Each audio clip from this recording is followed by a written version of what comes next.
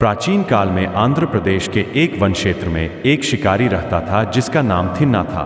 थिन्ना एक साहसी और वीर शिकारी था, लेकिन उसके हृदय में असीम भक्ति की भावना थी।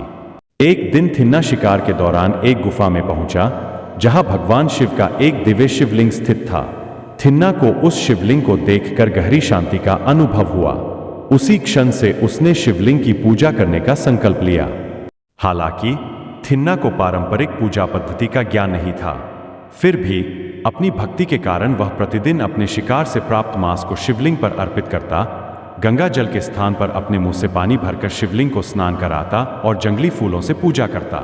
यह सब देखकर मंदिर का पुजारी बहुत दुखी हुआ और भगवान शिव से प्रार्थना करने लगा, लेकिन भगवान शिव थिन्ना की भक्ति से प्रसन्न थे। एक दिन शिवलिंग की एक आंख से रक्त बहने लगा। पुजारी ने कई प्रयास किए, लेकिन रक्त बहना बंद नहीं हुआ। उसने देखा कि शिवलिंग की एक आंख से रक्त बह रहा है। अपने प्रेम और भक्ति के वशीभूत होकर उसने तुरंत अपने तीर से अपनी एक आंख निकालकर शिवलिंग पर लगा दी। इससे रक्त लेकिन तभी शिवलिंग की दूसरी आंख से रक्त बहने लगा।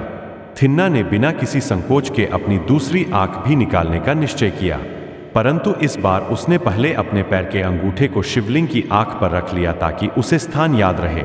जैसे ही उसने अपनी दूसरी आंख निकालनी चाही, भगवान शिव ने प्रकट होकर उसका हाथ थाम लिया और कहा, वत्स, तुम साक्षात मुक्ति के अधिकारी हो।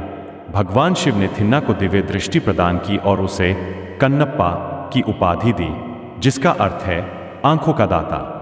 भक्त कन्नप्पा की यह कथा हमें सिखाती है कि सच्ची भक्ति न तो विधि विधान पर निर्भर होती है, नहीं बाहरी आडंबर पर। यदि प्रेम, समर्पण और विश्वास सच्चा हो